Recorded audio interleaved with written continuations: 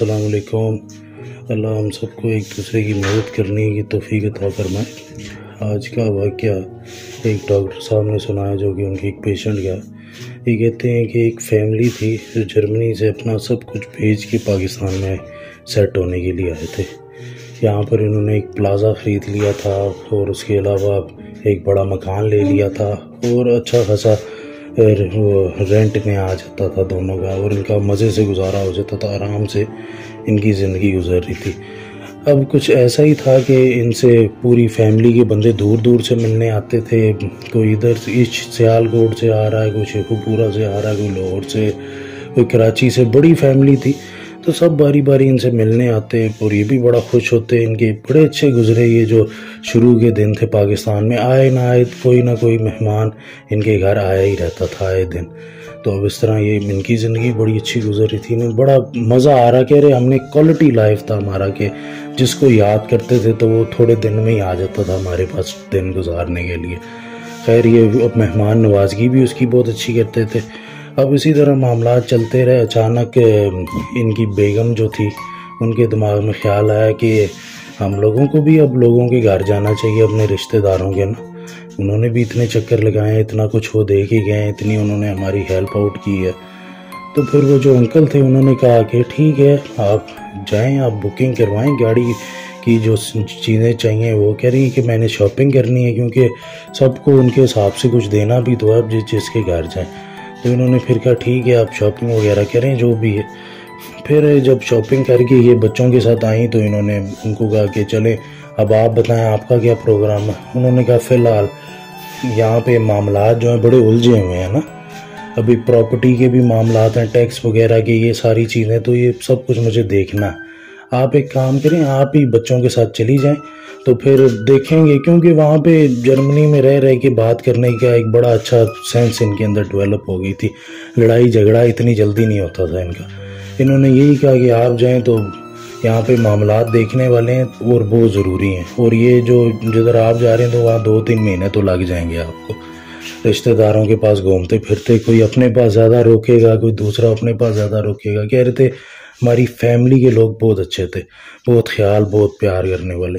अब इसी तरह मामलात जो थे वो चलते गए। अंकल घर में अकेले थे तो अंकल की लाइफ भी अकेले ही गुजरी। कभी टीवी देख लिया, कभी मोबाइल पकड़ के बैठ गए वहाँ पे अपनी वो फेसबुक वगैरह देख ली, थोड़ा सा टाइम उधर गुजर गया। लेकिन अब अंकल को भी घर में ज़रा बोरियत सी महसूस होने लगी कि यार क्या घर में सारे काम मुझे खुद करने पड़ते हैं, इतना बड़ा घर है, कभी इधर कभी उधर। मुलाजम की तलाश भी थी इन्हें कि मुलाजम मिल जाए। किसी को कहा भी हुआ था एजेंसी को कि यार कोई अच्छा मुलाजम मिल जाए।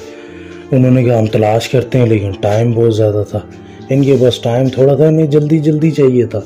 अब वो ऐसे ही मसले मसाइल इनके लिए क्रिएट हो रहे। कभी बुज़ुर्ग आदमी भी थे, प्रॉब्लम हो जाती, कभी नहीं उठने होता, नहीं काम होता, और सर्दियां भी शदीद थी।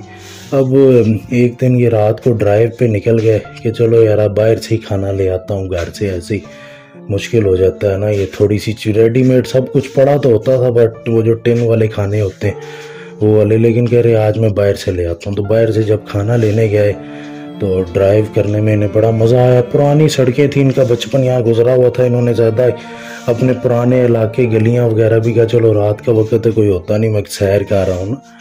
तो रास्ते में ना इन्हें एक बच्चा मिला ना, लड़का सा ही था, तकरीबन 16, कहते हैं 16 से 18 सालों के दरमियान था। इनको वो नज़र आया, इन्होंने गाड़ी रोकी। इन्होंने कहा बेटा कौन हो तुम, कहाँ जाना तुमको, मैं छोड़ देता हूँ। तो उसने कहा नहीं नहीं आप जाएं। कह रहे मेरे साथ आ जाओ। हैं इनको कह रहे पता नहीं क्यों उस लड़के से मुझे कोई मोहब्बत सी हो गई ना, जैसे कोई अपना ही हो, कोई बहुत कोई करीबी रिश्ता। तो मैंने पूछा कि बेटा आपने खाना खाया? वो कहता नहीं जी आप जाएं, आप अपना काम करें। इन्होंने कहा कि अच्छा चलो मैं अपना काम तो कर लूँगा, तुम मुझे ये बात बताओ कि अगर तुम्हारे पापा तुमको यूँ कहें कि आ जाओ मेरे साथ, तो उनको भी इनकार करोगे? हैं तो मुझे तकलीफ़ हो रही है ना, तुम्हारी इतनी सर्दी है तो तुम बाहर क्यों फिर रहे हो। उसने कहा अच्छा चलें ठीक है। वो हंस के इनके साथ बैठ गया। अब जब वो इनके साथ बैठ गया तो उसे घर ले गए। उसे कहते कि बेटा कोई तुम्हारा रहना ठिकाना। खैर उसने इस पर बात नहीं की। इन्होंने कहा हाँ अगर तुम्हें मैं कोई काम दूँ तो कर लोगे वो काम? उसने कहा हाँ जी मैं कर लूँगा। कहते हैं वो थोड़े से काम होते हैं घर के तो वो कर लिया करो तुम, तो मेरे से पैसे भी ले लिया करो उस चीज़ के, तो यूँ तुम्हारा भी गुजर बसर हो जाएगा और आराम से मामलात भी तय पा जाएंगे। उसने कहा ठीक है मैं कर दिया करूँगा, मुझे कोई मसला नहीं। तो अब वो घर के अंदर सफाई वगैरह बेहतरीन करता और खाना तो करें ऐसा लाजवाब मिलता कि मैंने सारे होटलों के तकरीबन जो आसपास थे जब से मैं पाकिस्तान आया था उन सब के टेस्ट देखे थे, लेकिन इसका टेस्ट ही कुछ अलग सा था। कह रहे कि मैं बड़ा एंजॉय करता खाना, और हत्ता कि जो मेरे दोस्त आते वो भी घर में जब सफाई वगैरह और सारे खाने वगैरह एंजॉय करते तो उसके बाद वो कहते अरे मुलाजम हमें दे दे तू। लेकिन हैरत की बात ये थी वो इनके किसी दोस्त या किसी के सामने नहीं आता था। वो उन्होंने बड़ी कोशिश भी की उससे मिलने की, लेकिन बात आई गई हो जाती और वो मिल ही ना पाते। कुदरती कहते कुछ ऐसा हो जाता बीच में कि वो मिल ही ना पाते, यानी कोई जैसे मिलने जा रहा है उसके कोई पाँव पे चोट लग गई है, अचानक ही कुछ दर्द निकल आई है या कुछ हो गया, वो मिल ही ना पाते। वो मुलाजम भी ऐसे ही था। बस आगे फिर एक दिन अंकल कहते हैं कि वैसे ही रात को ना मेरी आँख खुली ना, तो मैं ऊपर टेरेस पे थोड़ी सी वॉक करने लग गया कि शायद ब्लड प्रेशर ना हाई हो गया हो या जो भी। तो इन्होंने कहा कि मैंने नीचे देखा तो एक सफ़ेद सा साया आया, और वो जो दरवाज़ा था वो ऑटोमेटिक नहीं था लेकिन वो खुद ब खुद खुला और वो सफ़ेद सा साया अंदर गया। फिर ये उसके बाद कहते हैं कि मुझे वहाँ पे ना वो नीले रंग की चमकती हुई आंखें नज़र आईं, उसके साथ लाल रंग की भी आंखें नज़र आईं।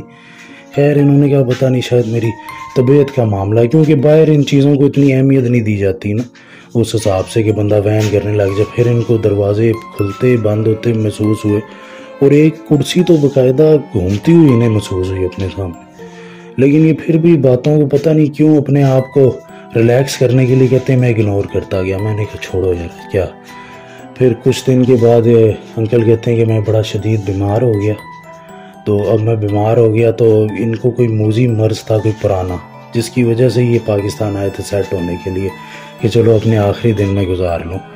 तो अब बीमार हो गया तो वो जो बच्चा था, इन अंकल ने तो समझ लिया था कि अब बस मेरा आखिरी टाइम ही है, अब मैं बीमार हो जाऊंगा। चलो अच्छा है घर वाले भी बाहर ही हैं, उन्हें भी ना पता चले और आराम से ही मामलात हो जाए। तो ये बीमार हो गए, लेकिन कहते हैं उस बच्चे ने मेरी इतनी खिदमत की, अब इनसे घर में हिलने भी नहीं हो रहा था, तबीयत इतनी ख़राब हो गई। उस बच्चे ने इनकी सफाई की, इनका ख्याल रखा, इनके खाने पीने का ख्याल रखा, और इनके नाखून तक वो काटता रहा, इनके बाल तक काटता रहा। वो जो तकरीबन 1 महीने का अरसा गुजरा घर में बीमारी का, उस बंदे ने इतनी खिदमत की इनकी, कहते हैं कि बस अखीर खिदमत करती। और अंकल को उम्मीद नहीं थी कि ठीक हो जाएंगे वापस, ये समझे शायद उसी बीमारी का अटैक है, लेकिन अल्लाह की करनी हुई ये उस बीमारी से ठीक भी हो गए और उठ के चलने फिरने भी लग गए। और जो इनको बुखार सा वो उस वक़्त महसूस हुआ था, अब ये उससे ठीक हो गए। कहते चलो वो जो अल्लाह ताला ने मुझे थोड़ा सा और टाइम दे दिया, शायद वो जो बीमारी है और आगे निकल गई होगी। तो अब ये इनको प्यार आया उस लड़के पे ना कि यार इस तरह इसने मेरी जितनी खिदमत की है और मेरी जितनी कदर की है और जितने ये प्यार से मेरी बातें सुनता है, मानता है और मेरी रिस्पेक्ट करता, तो अब मुझे ये गवारा नहीं है कि ये इस तरह मुलाजमों की तरह मैं इससे काम करूँ। इन्होंने कहा नहीं बेटा ये काम माँ बाप के करने के नहीं है। वो कहता नहीं मुझे तो कोई इतराज़ नहीं। इन्होंने कहा नहीं तुम नहीं करोगे काम, हम और मुलाजम रख लेंगे, तुम तो मेरे बेटे हो। इन्होंने बड़ा उसको प्यार किया और कहा कि चलो आओ हम बाहर से कहीं रोटी खा के आते। तो अब उसको बाहर रोटी खिलाने लेके जा रहे और कहते हैं कि गाड़ी चलते चलते चलते चलते पता नहीं कौन से कोई अजीबोगरीब रास्ते पे निकल गई। ये कह रहे मैंने तो बचपन भी यहाँ गुजारा है और अभी काफ़ी अरसा ड्राइव भी की, किधर निकल आई गाड़ी। और उसके अलावा वो रास्ता भी ऐसा था वहाँ गाड़ी का चलना ही नामुमकिन था। इन्होंने फिर साइड पे उस बच्चे को देखा तो बच्चे के हाथ काले स्याह और बड़े बड़े से, जैसे किसी ने दस्ताने पहने और ऊपर दाने से निकले हुए। अब इनकी तबीयत और अजीबोगरीब हो रही है, इसके हाथों को क्या हो गया। और उसके अलावा इन्होंने उसका वो जो सांस लेना था वो सुना, जैसे कोई दरिंदा कह रहे हैं सांस लेता, और उसके जिस्म से जैसे कांटे से निकल रहे हैं। और कह रहे थे कि उसके वो जो मास्क था, उसकी जो बॉडी थी, वो उसकी वो जो शलवार कमीज़ थी वो फाड़ते हुए ना बाहर निकल रही बॉडी उसकी, यानी इतना वो अजीबोगरीब सा था। अब इनकी जान निकल रही कि उसका चेहरा देखने की भी कहते मेरी हिम्मत नहीं थी उसकी। अभी गाड़ी से बाहर निकले, भागे हैं तो गिर गए। अब जब गिर गए तो आगे इनको एक आदमी एक औरत मिले हैं, तो कहते हैं कि कौन हो तुम। तो फिर ये वहीं पे उनको देखते बेहोश हो गए। फिर जब उठे तो उन्होंने कहा कि जी ये हमारा बच्चा था, इसको आप बहुत ज़्यादा पसंद आ गए थे, तो हमसे नाराज़ होके गया हुआ था, तो आपको साथ ले आया। इन्होंने कहा कि मैं ज़िंदा तो हूँ कि मैं मर चुका हूँ। इन्होंने कहा नहीं, आप ज़िंदा हैं और सही सलामत हैं। तो आगे से फिर घबराने लग गया, रोने से लग गया, और इनके चेहरे पे ना बड़ी परेशानी सी आ गई ना। तो इन्होंने कहा कि पर मैं यहाँ पर, तो इन्होंने कहा असल में हम लोग कौमे जन्नात हैं। आगे से और ज़्यादा परेशान हो गया, कहते हैं मुझे कपकपी लग गई। और मैं तो पीछे से उसी बच्चे की आवाज़ आई कि अंकल परेशान ना हो और अल्लाह हाफिज़। कहते हैं फिर मैं अचानक जैसे नींद से जागा हूँ ना, लेकिन देखा तो मेरी जो गाड़ी की सीट थी ना, वो जो जिस पर बच्चा बैठा था वो फटी हुई थी पूरी, और पीछे गिरी हुई टूट के ना, उसका वो जो टूट के पीछे गिरी हुई और वो फटी हुई थी, क्योंकि उसके जिस्म से जो कांटे से निकले थे उससे ये सीट फट गई थी शायद। यार अब मैं गाड़ी भगाते हुए घर ले गया अपने, और 2-4 दिन में घर वाले भी वापस आ गए। और फिर मैंने कहा चलो यार अस्पताल जाऊं और डॉक्टर से पूछूं क्या सूरत हाल है, कितने दिन है मेरे पास। और डॉक्टर साहब के पास गए, उन्होंने इन्हें लैब में भेज दिया कि यार ये टेस्ट करवाओ जाके।